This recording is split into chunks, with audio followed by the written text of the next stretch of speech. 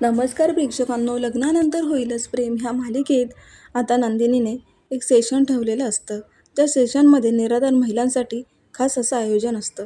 त्यामध्ये एक अंध महिला आपल्या दत्तक मुलीबद्दल मनोगत व्यक्त करत असते. तिचं लेटर ऐकून सगळ्यांच्या डोळ्यात पाणी येतं. त्या महिलेचं एक वाक्य सगळ्यांच्या मनाला भिडतं. आई होण्यासाठी फक्त रक्ताचं नातं लागत नाही, प्रेमाची गरज असते. हे ऐकून तर सगळे भावूक झालेले असतात. तर आता इथे नंदिनीला पण खूप इमोशनली वाटत असतं. पण ती वाचत असताना सगळेजण तिचं कौतुक करत असतात. कारण ती जेव्हा वाचत असते ना, तेव्हा ती स्वतः ते अनुभवत असते. कारण तिच्यावर सुद्धा आज ही वेळ आली की तिला बाळ होत नाही आहे, पण तिला बाळाची आस आहे.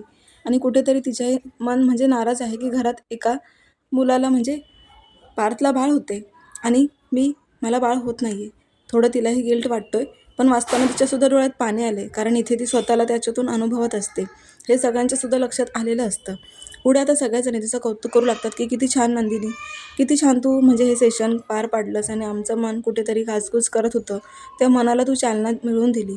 तर पुढे आता नंदिनीसुद्धा ते सेशन झाल्यानंतर कुठेतरी मनात विचार करते की आपल्याला मूल होणार नाही आहे, तर आपण सुद्धा दत्तक घ्यायला पाहिजे. आता माननीला ती सांगत असते की आई, मी सुद्धा एक निर्णय घेतला आहे, मलाही बाळाला दत्तक घ्यायचं आहे. आता असं म्हटल्यानंतर माननी तिला म्हणतात की अगं नंदिनी, तुझ्या लग्नाला अवघं 2 महिने होत आली आहे आणि तुला आई म्हणजे आई होऊ शकत नाही असं डॉक्टरांनी सांगितलं आहे, पण थोडा वेळ द्यायला नको का?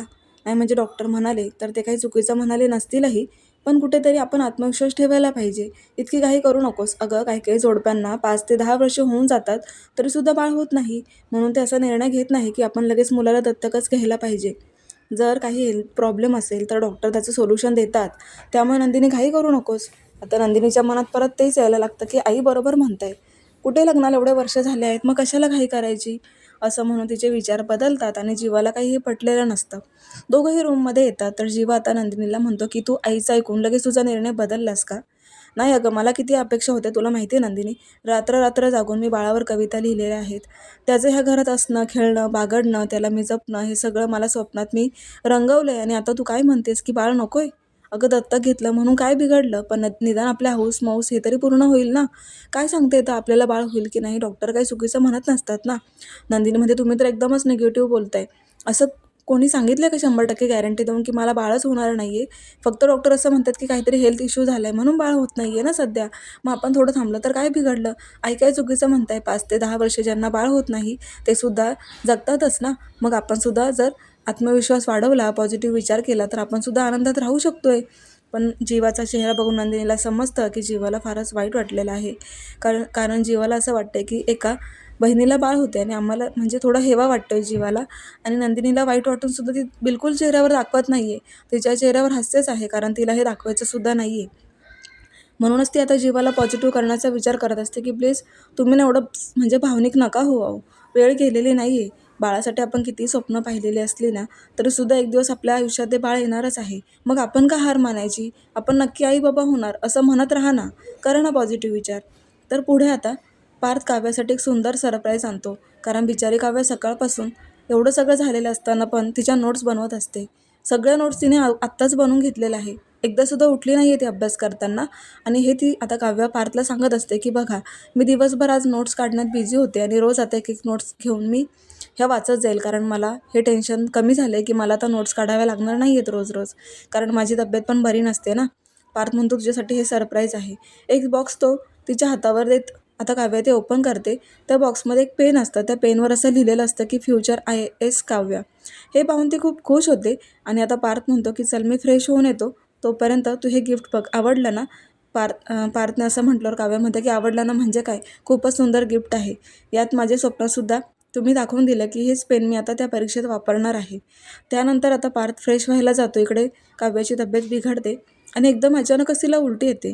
ती वॉशरूमच्या जाण्या अगोदरच तिला उलटी झालेली असते आणि टेबलवर असलेल्या सगळ्या नोट्सवर तिने ती उलटी केलेली असते. त्यामुळे आता तिला खूप टेन्शन येतं, घाबरते, ओरडते, चिडायला होतं तिला. खूप भावनिक होते आणि आता नंतर रडायलाच लागते. पार्थ बाहेर येतो आणि म्हणतो की हे काय झालं? ती म्हणते की मला बरं वाटत नाही हो, हे बघा सगळं काही विस्कटलं. एवढ्या दिवसांच्या नोट्स मी आज एक मेहनत करून काढून ठेवल्या, त्या पण वाया गेली माझी मेहनत. सगळ्या नोट्सवर उलटी, आता परत नोट्स बनवत बसायच्या आहेत का मी? खूप ती स्वतःला त्रास करून घेत असते, रडत असते. पार्थ म्हणतो की झालं म्हणजे एवढ्याशा गोष्टीमुळे तुम्ही इतका मनस्ताप करून घेताय का? चूक झाली आहे, पण त्या चुकीमध्ये कोण इन्व्हॉल्व आहे? आपण सावरायला नको का स्वतःला? तुम्ही काय टेन्शन घेताय? आणि हे रडणं बंद करा बरं. एवढं काही झालेलं नाही आहे. नोट्स गेल्या म्हणून काय झालं? मी नीट करतो. आणा इकडे त्या नोट्स. पुसून घेतो मी, द्या. आता सगळ्या नोट्स उचलून पार तो टेबल साफ करतो. त्यानंतर त्या नोट्स पुसत असतो. पण नेमकं आता जे व्हायचं होतं तेच होतं, कारण त्या नोट्स अजून खराब होतात. कारण पाणी लागल्यावरती पेनाची शाई जी असते ती पूर्णपणे पसरलेली असते आणि त्यामुळे सगळ्या नोट्स खराब होतात, विस्कृत होतात. आणि आता ही काव्य रडायलाच लागते. ती म्हणते की बघितलं ना, मी तुम्हाला सांगत होती ना की माझ्या मेहनतीवर पाणी फिरले. हे असंच होणार आहे का हो यापुढे? पार्थ म्हणतो की रडू नका. अहो तुम्ही असं असं वागताय ना, मला टेन्शन येते. कारण तुम्ही जसं वागताय ना तसाच परिणाम आपल्या बाळावर सुद्धा होणार आहे. प्लीज बंद करा ना काव्या तुम्ही हे सगळं. असं आता त्यांचं चालू असतं बोलणं. तर आता तिची खूप चिडचिड होत असते. आणि नेमकं आता परत एकदा तिला उलटी यायला लागते. आणि आता तर तिला खूप त्रास होत असतो, खूप मळमळल्यासारखं होतं, डोकं दुखत असतं. पार तिला सावरत असतो, समजावत असतो, पण ती मात्र चिडलेलीच असते. आणि त्याच वेळेला बाहेर रम्या ही दरवाजाच्या त्यांच्या रूम बाहेर येऊन त्यांचं बोलणं ऐकत असते. आता ती तोंडाला हात लावून हसते, कारण तिला खूप आनंद झाला आहे. तिला हेच वाटत होतं की पार्थ आणि काव्यामध्ये काहीतरी फूट पाडायची. आणि आता काव्या पार्थला खूप चिडून म्हणत असते की हे सगळं तुमच्यामुळेच होतंय. तुम्हालाच घाई लागली होती ना बाळाची. बघताय ना किती त्रास होतोय मला. कसला अभ्यास आणि कसलं काय, सगळ्या नोट्सवर पाणी फिरलं. आणि आता हा त्रास, उलटा काय होतंय, मळमळ काय होते, भूक काय लागते, झोप येते, सगळं मला अरेंज करावं लागते. नाही जमत आहे मला हे सगळं. आता ही रम्या विचार करते की अरे, म्हणजे एका जोडप्यामध्ये जेव्हा बाळ होणार असतं तेव्हा आईवडिलांमध्ये एक वेगळाच आनंद असतो, पण यांचं तर नातं दुरावतंय. हे तर इतकं तुटक बोलतंय की म्हणजे काय. आता तिला जे कळायचं होतं ते कळून जातं. ती म्हणते की चला, चांगली संधी साधून आलेली आहे. मला आता ह्या दोघांमध्ये अजून काहीतरी प्लॅन करता येऊ शकतो. आणि आता त्यामुळे ती लगेचच आता विजयच्या मनात एक प्लॅन करते की विजयवरती आता मला एक प्लॅन सांगायचा आहे. पुढे आता ती विजय आणि रम्या दोघंही मिळून एक प्लॅन करणार असतात. दुसरीकडे आता पार्थ, नंदिनी किचनमध्ये असतात. नंदिनी काहीतरी काम करत असते. त्याच वेळेला पार्थ तिला म्हणतो की नंदिनी, मला ना तुम्हाला एक गोष्ट बोलायची आहे. त्यावेळेला नंदिनी म्हणते की बोला ना, काय झालं आहे? पार्थ म्हणतो की मला त्या रम्या आणि विजयवर संशय वाटतोय. कारण ते दोघंजण काहीतरी माइंड गेम खेळताना दिसत आहे. कारण काव्यासोबत त्यांना काहीतरी प्लॅन करायचा आहे. मला ना कुठेतरी संशय यायला लागला आहे. नंदिनी म्हणते असं जर असेल ना तर मी सोडणारच नाही. ह्या अगोदर काही कमी कांड केलेले नाही आहे त्या रम्याने आणि वसू आत्यांनी. आणि आता परत जर काव्याच्या मागे लागणार असतील ना तर मी सोडणारच नाही. पण मग आता पार्थ म्हणतो की पण काय करायचं काय, आपण याच्यावर सोल्युशन काय आहे? नंदिनी पार्थला सांगते की आता घाई करू नका. आधी सत्य बाहेर काढूया. कारण आपण जर आत्ताच त्यांचा डाव उलटवला ना तर पुढे ते काय करणार होते, त्यांचा माइंड गेम तरी काय होता हे आपल्याला कळणार नाही. आणि सत्य तर बाहेर येणारच नाही. त्यापेक्षा ना आपण शांततेत राहून यांच्यावर वॉच तर ठेवूया. काय काय करू शकताय, त्यांची मजल कुठपर्यंत जाते हे आपल्याला चांगलंच माहिती आहे. असं पण आता नंदिनी सांगते. आणि पार्थ म्हणतो ठीक आहे, जसं तू म्हणतेस ना नंदिनी तसं मी शांत राहायला तयार आहे. पण आपल्याला काव्यावरती सुद्धा लक्ष ठेवावं लागेल. त्यांची अचानक तब्येत बिघडते, ते खूप चिडचिड करताय. एकतर आता एक्झाम आहे आणि अभ्याससुद्धा करायला त्यांना मुश्किल होते. मग आता कशाप्रकारे तिने उलटी केली, नोट्स खराब झाल्या, हे सगळं आता नंदिनीला पार्थ सांगत असतो. आणि पार्थ आता हे सगळं बोलल्यावर नंदिनीला पण टेन्शनच येतं. मग आता इकडे नंदिनी विचार करते की आपण आता उपासना करायला पाहिजे, देव करायला पाहिजे. कारण बाळ होत नाही आहे म्हटल्यावर देव तरी आपल्याला काहीतरी पुण्य पुण्य केल्यावरती आडवा होईल असं म्हणून ते आता मंदिरात गेलेले असते. तिचे उपवास चालू होतात. आणि मंदिरातून दर्शन घेऊन ती बाहेर येते. पण फ्लॅशबॅकमध्ये तिला अजूनही तेच आठवते की माझे रिपोर्ट आले तेव्हा जीवाचा चेहरा पडला होता. आणि ते रिपोर्ट वाचल्यानंतर माझ्याही मनात किती खुसफुस चालू आहे. मी आई होऊ शकणार नाही असं डॉक्टरांनी रिपोर्टमध्ये दिलं आहे. खरंच मी आई नाही होऊ शकणार का?